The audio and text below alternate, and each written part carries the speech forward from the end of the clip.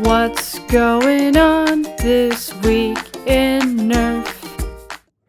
Welcome to This Week in Nerf, your source for first-party, third-party, and community Nerf news. I'm Adriana, and we are back this week after our unintentional hiatus last week. There was sewage in places sewage ought not be, so that needed to be taken care of way more than the news did. Anyway, we're here now, so let's do it. Bad news first. Sadly, the first half of the year is not looking good for large-scale events. FoamFest posted a sad update on their Facebook page that they must cancel the April convention. New restrictions in the UK will run through mid-February and possibly longer, so April is simply cutting it too close, as many will still be concerned about travel and large gatherings. They are looking into another online event and keeping an eye out for a potential venue later in the year. As always, check out their Facebook page to keep an eye on their updates, FoamFest UK Nerf Convention. Also, the New York Toy Fair 2021 that was slated for May will also be canceled. Hopefully, we'll still be able to find information, images, and videos about upcoming blasters from some other sources. But for now, the Dallas Toy Fair is still scheduled for October. Well, I'm sure they'll be keeping an eye on that as well.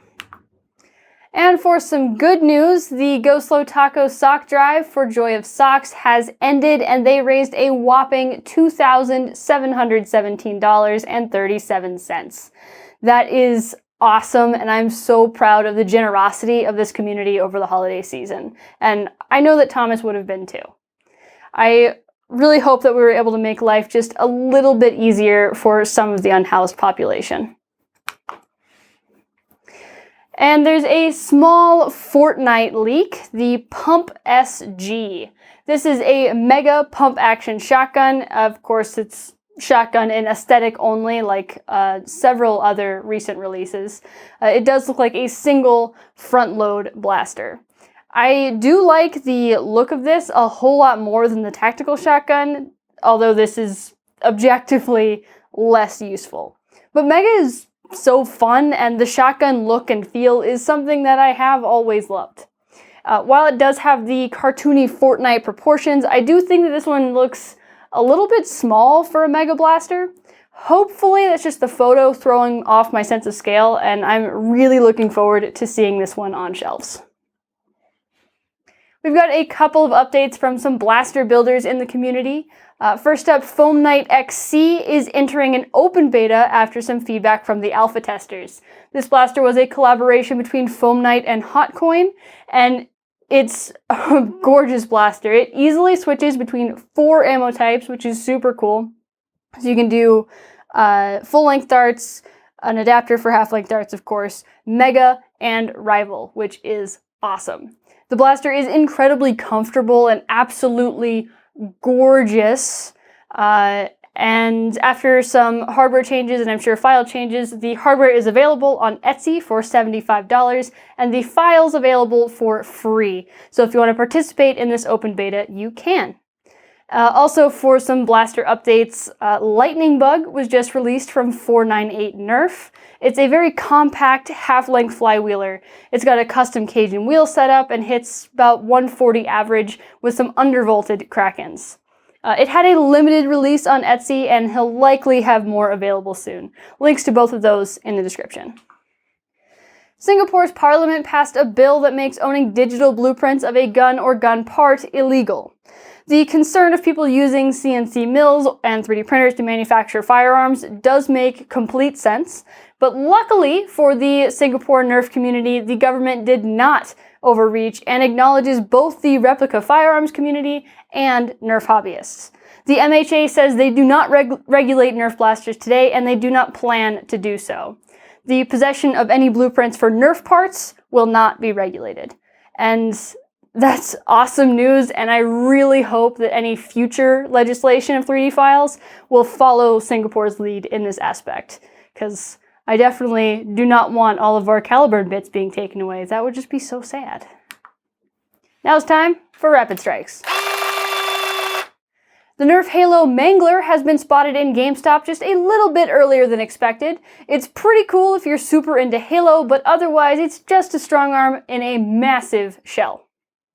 Worker darts have been great for springers, less so with flywheels, and now they have a short waffle dart for better performance in flywheelers. Whether these are existing darts that have been cut down or their own mold is unclear. Speaking of weird darts, some waffles with short heads were found at a Kmart in Australia. $12 Australian dollars for 200 of them isn't terrible, but I am really curious how these are going to perform. Detroit Dart Club had to close last year due to the pandemic, and they are down to the very last of their merch. Unfortunately, it won't be enough to help open again, but not having leftover t-shirts might help ease their losses just a little bit. Dino Squad blasters are subtly becoming available. There's still no images on Walmart's website, but some of the links are live, and some blasters are already in hand, and they look amazing. It's definitely a totally different aesthetic than the Super Soaker, which kind of killed most of my enthusiasm for the line. So I am super happy to see these and how different they are. So first up is the Stego Smash. It's just front load, rear prime, single shot, and super simple. We see blasters like these all the time. Bad news first, Elite 2.0 construction. American Foam was one of the first to have his in hand. He attempted to open his and eventually abandoned it. Buff Daddy tried a little bit harder, battled all the clips and the solvent weld, and eventually discovered barbed metal pegs. I've been trying to stop saying things like unmoddable, but it's definitely unnecessarily difficult. But on the bright side, this thing is beautiful. There's lots of spines and slashes and scales, and I love everything about this look. And even the box art is gorgeous. I'm in love. And then there's a Triceratops, which has some Sledgefire vibes, but it's not. It's actually a Hammer Prime blaster.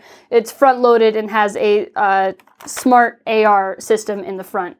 To lower the nose, you just boop the horn and it gets right out of the way to load up your 3 darts. That seems like a strange location for it to break, but it's still a pretty cool blaster. And good news, it has screws. So you should be able to mod it to your heart's content, probably only limited by your thumb strength. And then there's the Rex Rampage. Nerf Taiwan is the only one I've seen that has one in hand so far. It's a semi-auto flywheel blaster with a 10-dart magazine. The sight is integrated and not see-through, which is a bit strange. And another odd choice is the individual dart storage in the stock. Even though it's a magazine-fed blaster, it's just so weird. Anyway, I love how the jaws chomp the barrel and it's like a tooth or a claw or something for the stock. Amazing. It looks so cool. It runs off of 4 AA batteries and has screws. I don't know if it disassembles very well yet. Nerf Taiwan does stock reviews, so he didn't take his apart.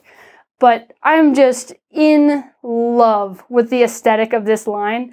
I hope we can find a solution to the solvent weld issue in the Stego Smash, but otherwise, they look amazing. I love them. I'm so excited. I hope that there's more in this line. And now it's time for the mod of the last 2 weeks. And this week it goes to Iron Gopher with Tengu. Now, this isn't what I imagine when someone says full auto strife, so it actually took a second to figure out what the blaster was. But I didn't have to wonder very long because it had one of the best write-ups I've ever seen for a cosmetic mod. He's got inspirations, techniques, materials. I absolutely adore being able to understand the process of creation. And as usual, Iron Gopher just uses these really good techniques to tell a story in paint. Everything's layered in such a way that the detail really comes through. And the paint aside, the lighting is super cool.